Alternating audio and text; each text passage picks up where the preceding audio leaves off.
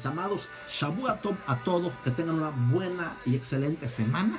Y quiero, para cerrar este tema, te decía la Parashá Yitro, que como hemos comentado en otros videos, realmente es un poco difícil poder estudiar todos los capítulos y los versículos de la Parashá. Pero como este es un ciclo de estudio anual, el próximo año seguramente tomaremos algunos puntos más que van a ir sumando a nuestro conocimiento de la Torá y poder ir tomando ese ejemplo para vivir de acuerdo a cómo estos hombres expresaron su fe en el Eterno. Bien, hablaremos de este tema en esta hora y es hombres Jail y Emet. A lo mejor aquellos que todavía no conocen mucho del hebreo dirán, ¿qué es Jail? ¿Qué es Emet? Bueno, vamos a mirarlo con base en las escrituras. Entonces vayamos a ello y déjame hablarte de esto. Las características de los jueces. Recordaremos, mis amados, que Yitro llegó a visitar a Moshe después de que se enteró todo lo que el Eterno había hecho, y en la visita él observa cómo Moshe se sienta frente al pueblo de Israel a juzgarlo. Y entonces nace de su corazón un consejo muy sabio e inteligente. También recordarás que hemos dicho que los capítulos en las diferentes parashiot no siempre se anotan o se escriben de manera cronológica, sino que parece ser que el capítulo 18, lo que se menciona allí, sucedió después del capítulo 20, o sea, después de la entrega de la Torá, y veremos las razones. Entonces vayamos a esta parte y veamos qué dice la escritura. Dice la escritura que capítulo 18, versículo 13, aconteció que al día siguiente, después de que, de acuerdo al texto que vamos leyendo, versículo 12 hacia atrás, de acuerdo a ese texto, entendemos como que después de que Yitro hizo la fiesta, su conversión y comió, al día siguiente acontece lo que se va a narrar. Pero, ¿qué crees? Dicen los sabios que no se refiere al día siguiente de esa fiesta que hizo Yitro en el campamento en Israel, pues del término de lo que es Yom Kippur. Porque recordarás que Yom Kippur es el día del juicio, es el día de expiación. Entonces, lo que continúa diciendo la Torá es que al día siguiente Moshe se sienta a juzgar al pueblo. O sea, están en Yom Kippur.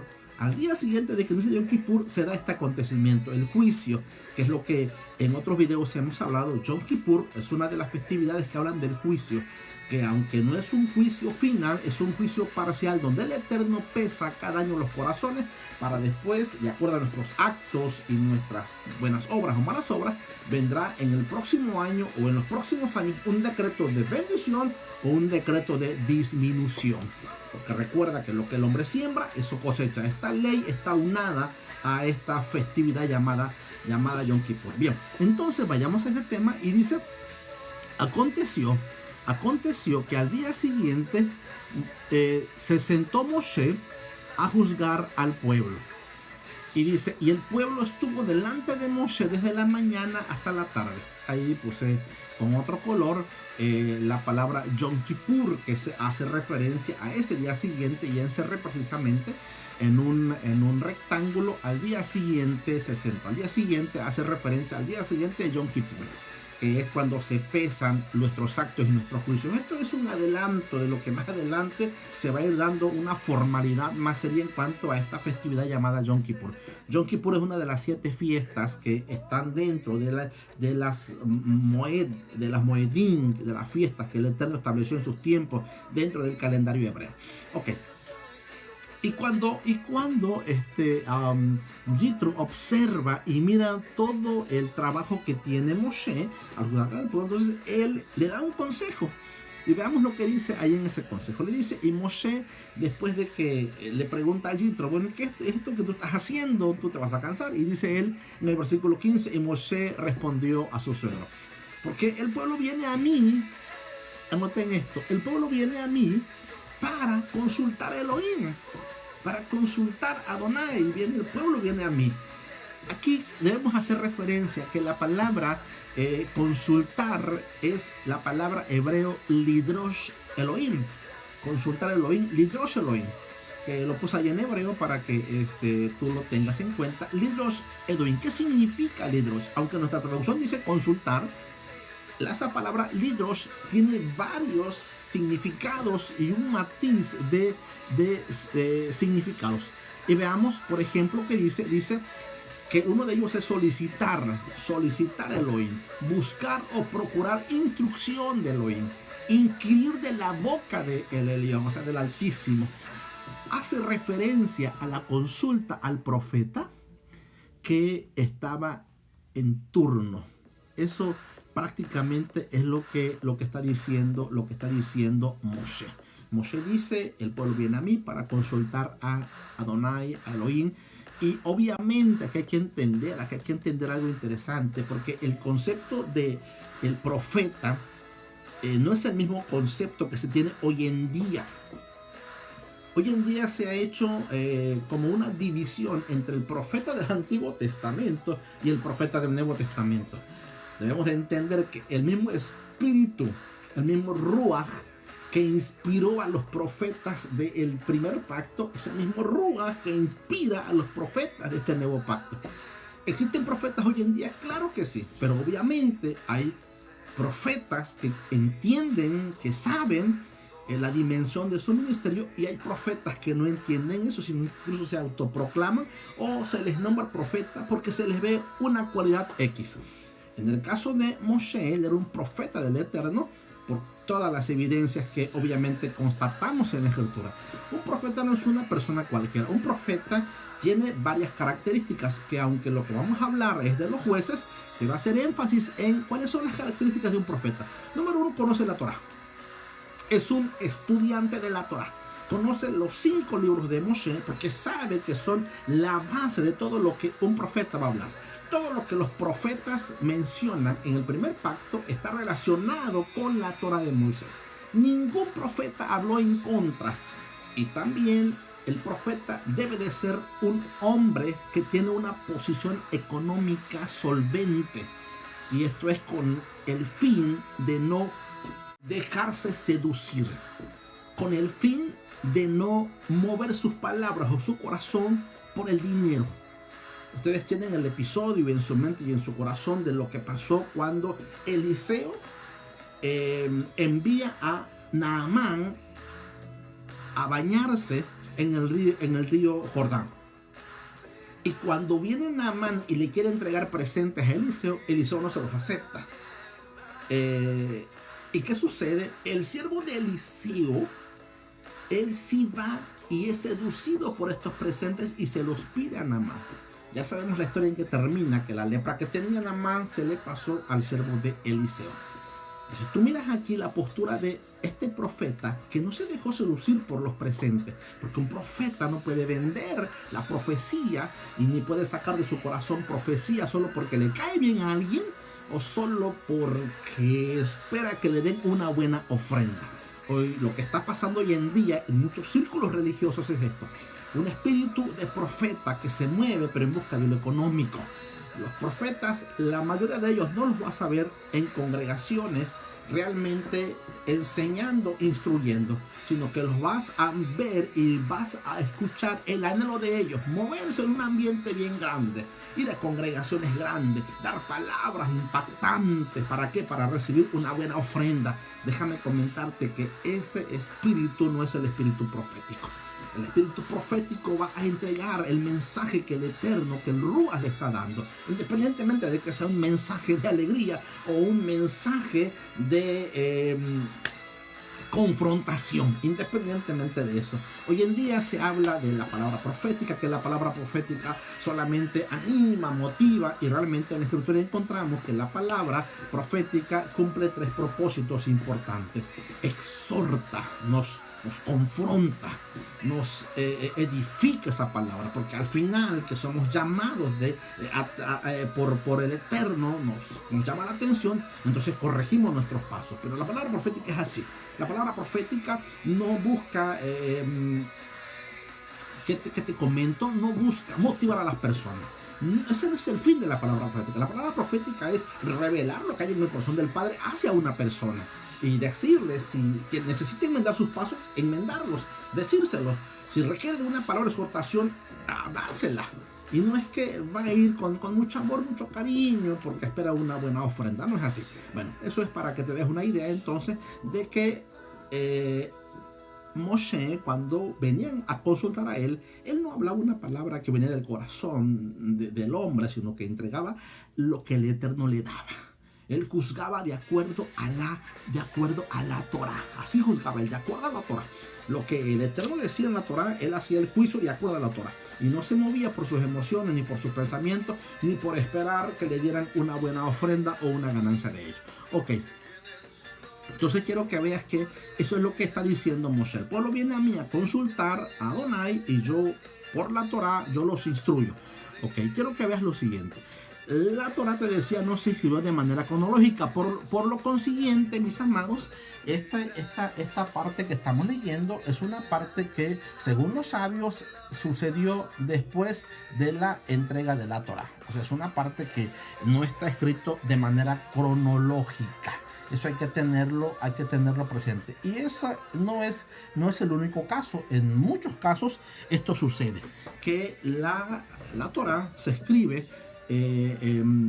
no de esa manera en los capítulos. Bien, vayamos a lo siguiente ahora. Déjame presentarte este otro texto.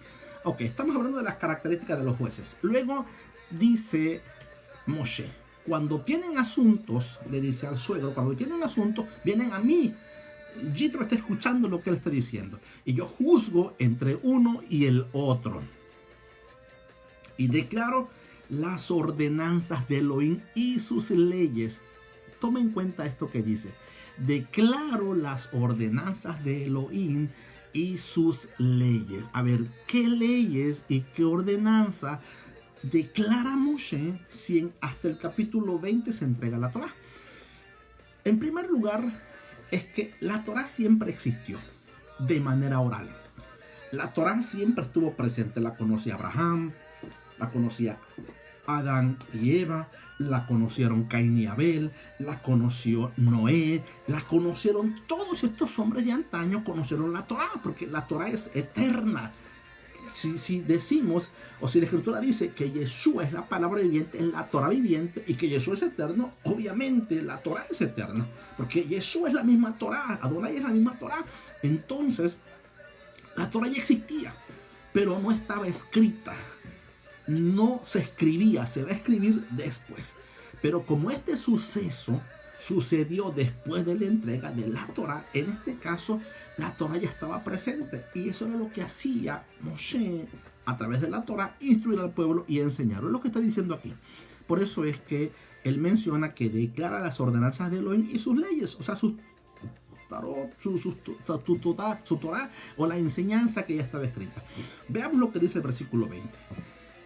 Ya aquí entra el consejo de Yitro. Cuando Yitro escucha eso, le dice: mi amigo, te vas a cansar, vas a desfallecer si tú solo atiendes a todo el pueblo, que es un montón de gente. Yo quiero que veas esto. Y dice: y enseña, le ordena, enseña las ordenanzas y las leyes y muéstrales el camino por donde deben andar y lo que deben hacer. En pocas palabras, Yitro está diciendo a Moshe: mira, tú encárgate de enseñar, tú encárgate de instruir de acuerdo a las leyes, a los mandamientos del Eterno. Y muestra el camino por donde la gente, el pueblo debe de caminar y lo que han de hacer. Y deja que los jefes, que los jueces se encarguen de hacer este juicio. A menos que sea un juicio, ahora sí, muy delicado, entonces entrarás tú en acción. Pero esto es lo que debes hacer para que tengas la fuerza y no te consumas antes de tiempo.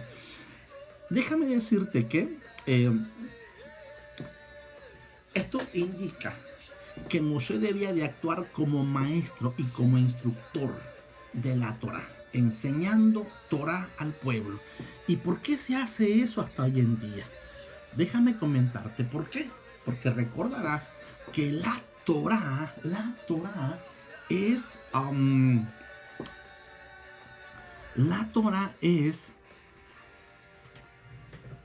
instrucción, enseñanza. La Torá contiene una serie de leyes. Leyes relacionadas con muchas cosas. En pocas palabras, con la vida social, política, religiosa, económica del pueblo de Israel. La Torá nunca se entregó para expresar una religión como tal. La Torá o la Biblia, como tú la conoces, nunca se entregó con el afán de fundar una religión. No fue ese el plan del Eterno. La Torá es la carta magna, la constitución política de un pueblo.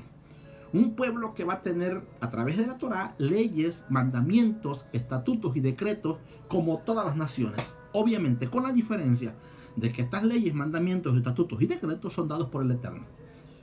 Que todas estas normas que se dan en la Torá no vino del consenso de hombres sabios. No se creó en esta tierra.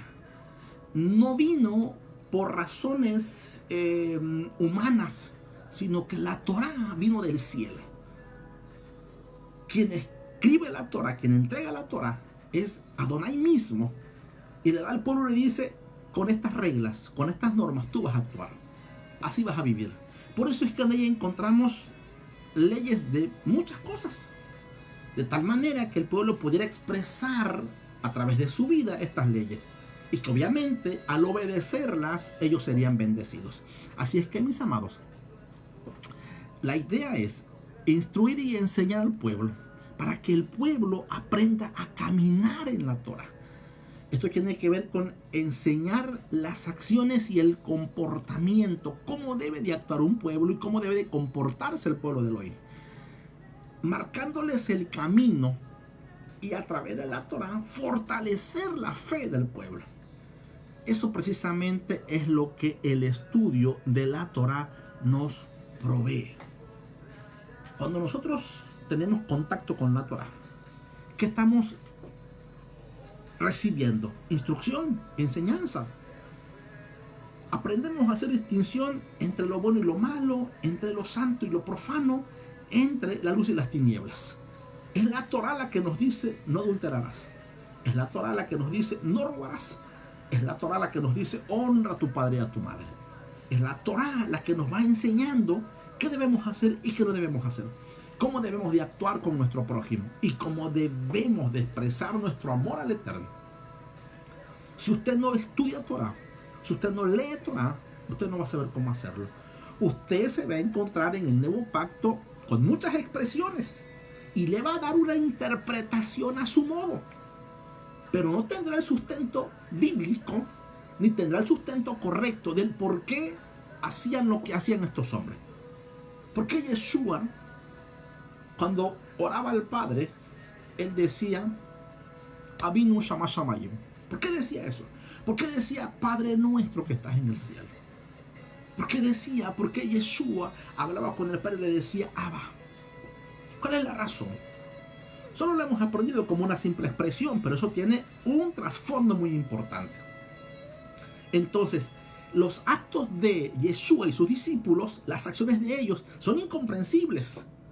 Por ejemplo, cuando se menciona y cuando dice de Yeshua que lo estaban juzgando porque sus discípulos no se lavaban las manos, y para los fariseos era algo inmundo, eso no era correcto. Realmente Yeshua no estaba violando la Torá ni el mandamiento del Eterno, porque no existe ningún mandamiento que hable sobre el lavamiento de manos. No existe eso. Eso es un mandamiento de hombres. Eso es leyes de hombres que establecieron los rabinos, establecieron esa forma. Y para ellos, si alguien no se lavaba las manos antes de comer, eso era un delito, eso era un pecado, eso estaba mal. Entonces Yeshua, por eso los confronta. Porque no hay en la Torá del Eterno, no hay un mandamiento que ordene al hombre lavarse las manos. Y si tú no entiendes esto, vas a pensar que Jesús está violando la Torá. Porque los fariseos dicen, tus discípulos están violando la tradición y los mandamientos. Y Jesús dice, momento señores, no es así. Ustedes han establecido ese mandamiento. Y ustedes son los que han violado el mandamiento del Eterno por sus costumbres. por sus hábitos, por sus reglas humanas. No vas a entender. Por eso, cuando nosotros no sabíamos esto y leíamos lo que los fariseos decían en contra de Yeshua, pues nosotros prácticamente estábamos del lado de los fariseos y decíamos, sí, Yeshua está violando el Shabbat, Yeshua está violando el mandamiento, Yeshua no vino a hacer este tipo de reglas ni nada de eso, porque no entendíamos, pensábamos, teníamos la mente del fariseo. Pero cuando entendimos Torah, nos dimos cuenta que el fariseo estaba juzgando de acuerdo a sus leyes humanas, pero no de acuerdo a la Torah. Y Yeshua estaba actuando de acuerdo a la Torah. Ok, entonces, para continuar, estudiar Torah es recibir instrucción. Estudiar Torah es aprender a caminar de acuerdo a como el Eterno nos ha dicho. ¿Por qué? Porque tanto estos hombres como los profetas, como Yeshua y como sus discípulos, todos ellos caminaron de acuerdo a la Torah. Nunca hicieron algo que estuviera en contra de la Torah. Es el caso incluso de un hecho que encontramos en Hechos capítulo 10, cuando el Eterno le da una visión a Pedro.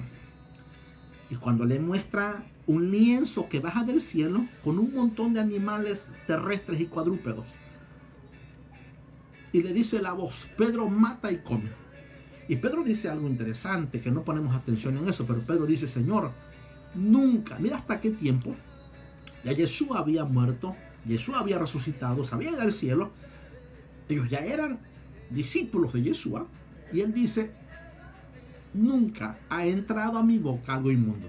Hasta ese entonces, él seguía guardando las leyes de los alimentos kosher, de los alimentos puros e impuros. Y él dice, yo no he comido esto toda mi vida, nunca lo he comido. Entendemos entonces que lo que Yeshua dijo, o lo que se menciona en el Evangelio, que todos los animales son limpios, eso no fue lo que Pedro ni los demás discípulos entendieron. Ellos no entendieron que ahora se podía comer de todo, que ya porque Yeshua vino se podía comer de todo. Eso no fue lo que él entendió. Lo que ellos entendieron es otra cosa. Entonces, pero solo lo vamos a saber si estudiamos Torah. Si no estudiamos Torah, no vamos a saber por qué Pedro dijo eso. Y se le dan otras implicaciones, se le dan otras interpretaciones que no tienen absolutamente nada que ver con el contexto hebreo, con el contexto del pueblo de Israel. Bien, vayamos entonces a lo siguiente y veamos las características de estos hombres. Está aquí. Y le dice Yitro a Moshe, elige tú mismo entre el pueblo hombres capaces y temerosos de Elohim, que amen la verdad y aborrezcan las ganancias malavidas. Y expresa algunas cosas más, pero quiero poner énfasis en esto. Elige tú mismo. Esa palabra elige viene de un vocablo en hebreo que quiere decir discierne.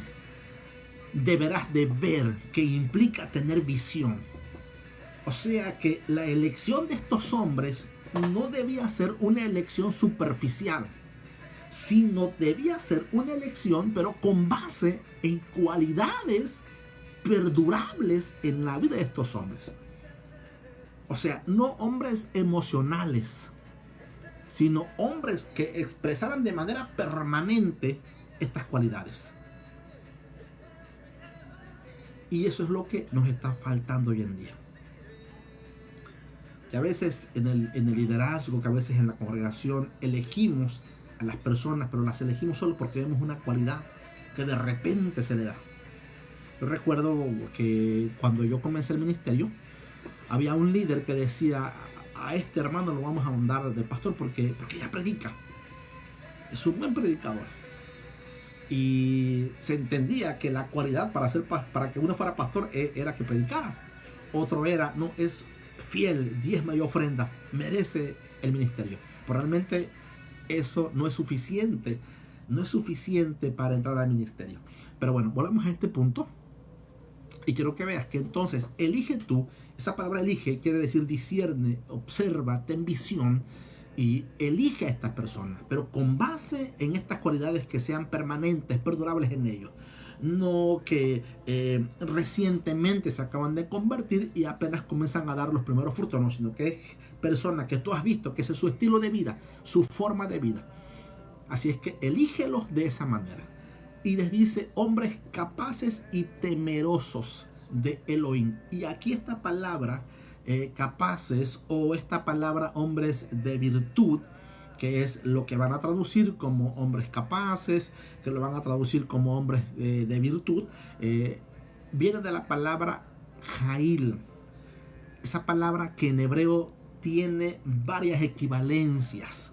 La palabra Jail significa valiente o valentía, significa fuerza, significa virtud y riqueza material. Ojo con esto. Ojo con esto. La palabra Jail significa hombres valientes, hombres esforzados, hombres llenos de virtud, hombres de riqueza, que tengan riqueza material. ¿Por qué? Porque estos jueces deberían poseer cualidades que les impedirían caer en la corrupción. Y es precisamente lo que yo comentaba hace un momento dentro de lo que es el ministerio profético. Mucha gente que no entiende el ministerio profético incluso cree que el ministerio profético es para sacar dinero o pedir dinero. Por eso es que se ha usado mucho toda esta fanfarria en cuanto a la profecía. Y de acuerdo a tu billete es la profecía que te van a dar. Y no estoy en contra de lo profético, porque el Eterno estableció lo profético. Es la dimensión en la que la Torá, la Escritura, habla. Pero lo que debemos entender es que lo profético no fue dado para hacerme de ganancias. No es para eso. El Eterno no da lo profético para que tú ganes. Ese no es el fin. Es todo lo contrario. Cuando alguien, el Eterno lo estableció como líder, tiene la posición, tiene el carácter, tiene las cualidades, pero también tiene la posición material. ¿Para qué? Para no dejarse corromper. Para que no por necesidad él tenga que comprometer la palabra del Eterno. No por necesidad tenga que comprometer la Torah, sino que sin tener ese problema, él puede hablar de frente, de cara, y entregar el mensaje que el Eterno le ha dado, entregar el juicio que el Eterno le ha dado, y no por necesidad tener que vender la profecía, tener que vender la palabra para sacar una ganancia. Ese es el error que hoy en día se está cometiendo de mucha gente. Es el error que hoy en día se está usando en mucha gente, que esperan que por una buena palabra reciban una ganancia económica, pues, importante, interesante. Ok. Entonces, la palabra hombres de virtud es Jail, que es equivalente a tener valentía, o sea, hombres valientes, hombres esforzados, hombres que no se rindan, hombres que tengan posición económica buena. Ojo con esto, ¿para qué? Para no caer en la corrupción, para no dejarse seducir por el que tiene. Y la otra cualidad es hombres de verdad, hombres emet, hombres de verdad. Y la palabra emet significa, viene de la palabra, deriva también de la palabra emuná, que significa fe, firmeza. O sea, hombres de verdad, hombres de fe, hombres firmes, hombres sin doble ánimo, hombres permanentes, que permanecen en una sola postura. Pero no solo eso, sino que sean hombres que aman la verdad y que tienen la capacidad de aceptar la verdad. Que este es un tema, vaya, muy interesante. Porque una cosa es tener la verdad y otra cosa es aceptar la verdad. Una cosa es ser un hombre de verdad, no solamente es tenerla, sino no solamente es apreciarla, sino incluso aceptar cuando nos hemos equivocado. Porque para nosotros algo pudiera ser cierto, pero si no somos capaces de ser enseñables, si no somos capaces de aceptar cuando nos equivocamos, si no somos capaces de aceptar la corrección, si no somos capaces de aceptar la verdad, aun cuando lo que hemos aprendido no sea lo correcto, aun cuando tengamos que sacar lo que hemos aprendido y echarlo a la basura porque no era la verdad, y tener que ser confrontados con ellos y tener que ser sinceros para aceptarlo, se requiere de ello tener un corazón de un hombre emet, de un hombre de verdad. Estas dos cualidades que son interesantes, que Jitro le dijo al suegro, hombres con corazón de estas cualidades son los que te van a ayudar para guiar bien al pueblo, para hacer un juicio exacto. Los jueces debían tener, número uno, esta cualidad. Número uno, hombres de virtud, hombres valientes, esforzados, y en una posición económica sin necesidad, para no corromper el juicio. Hombres, emet de verdad. Hombres que acepten la verdad. Que si se equivocan, acepten el equívoco. Y para ello se requiere ser una persona humilde. Mis amados, el Eterno anhela que tú y yo seamos hombres como los que Yitro indicó a Moshe. ¿Qué nos falta? ¿Qué necesitamos? Si hemos caído en el extremo equivocado, parémonos en la senda recta. Yo tuve que rectificar como pastor. Yo tuve que rectificar y abandonar ese pensamiento del evangelio de la prosperidad. Tuve que abandonarlo. Y no porque no crea que el Eterno nos quiere prósperos. Claro que creo en eso. Pero la prosperidad no es de la forma como nos han enseñado. La prosperidad, usted no tiene que correr tras la prosperidad. Hoy en día la gente, la promoción de los predicadores es: ven, recibe tu milagro. Ven, recibe tu provisión. Ven, recibe esto. Y lo primero que tenemos que hacer es abandonar nuestra vida de pecado. Y lo segundo es tomar un compromiso con el Eterno y vivir de acuerdo a sus mandamientos. Es lo que tenemos que hacer. Y no más. Abandonar nuestro estilo de vida pecaminoso y convertirnos y hacernos parte del pueblo del Eterno, del pueblo santo, para vivir de acuerdo a sus leyes y sus mandamientos. A lo mejor alguien me dirá: pastor, ¿y la bendición? De eso, mi amado, no te preocupes, porque al usted y yo cumplir los mandamientos del Eterno, la bendición llegará como consecuencia.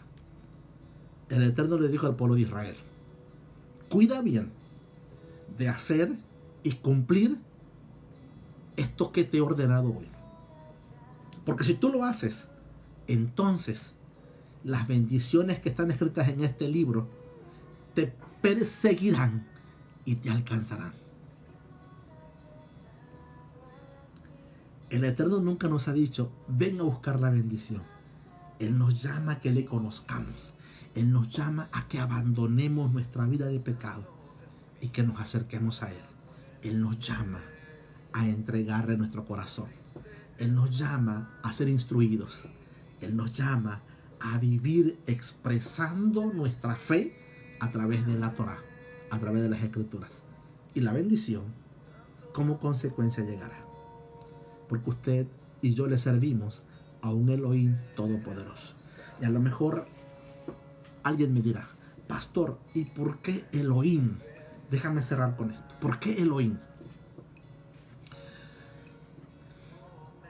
En la lengua hebrea, que es el original en el que se recibió la Torá, se recibió la Biblia, hablando del nuevo pacto, del primer pacto, perdón. Cuando leemos los primeros versículos de Génesis 1.1 o Bereshit 1.1, encontramos por primera ocasión uno de los títulos de Adonai. Si el Eterno no hubiera querido que se le llamara por ese título, pues sencillamente ese nombre se hubiese cambiado, o el título se hubiese cambiado, y hubiese aparecido allí Yud, Het, Bat, Kei, que es el tetragramatón, para hacer referencia. Pero no, mis amados. Lo primero que aparece en Bereshit 1.1 es lo que tú conoces en tu Biblia: en el principio creó Dios los cielos y la tierra. Aparece en Bereshit de la siguiente manera: Bereshit bara Elohim. Bereshit bara Elohim. ¿Qué quiere decir? En el principio, bara creó. Dice Elohim.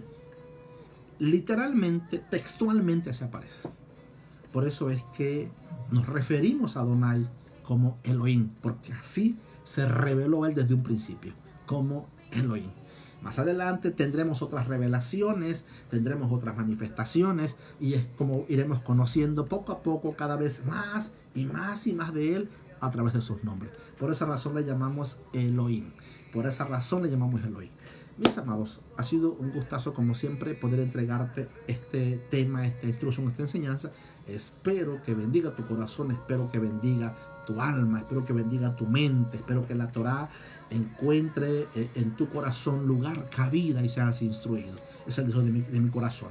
Aquellos que se van uniendo al grupo, deseo también que puedan continuar estudiando. Próximamente voy a dar por este medio un curso básico de hebreo.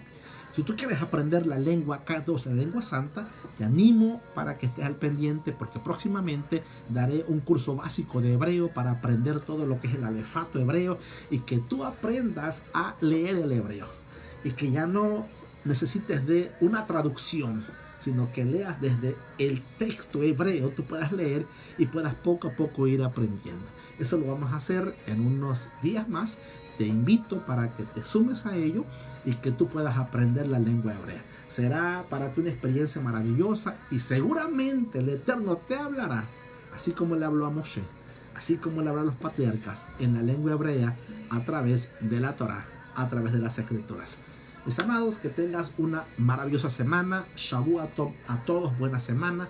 Que el Eterno te bendiga, que el Eterno te guarde, que el Eterno haga resplandecer su rostro sobre ti y tenga de ti misericordia. Que el Eterno ilumine su rostro hacia ti y ponga en ti shalom.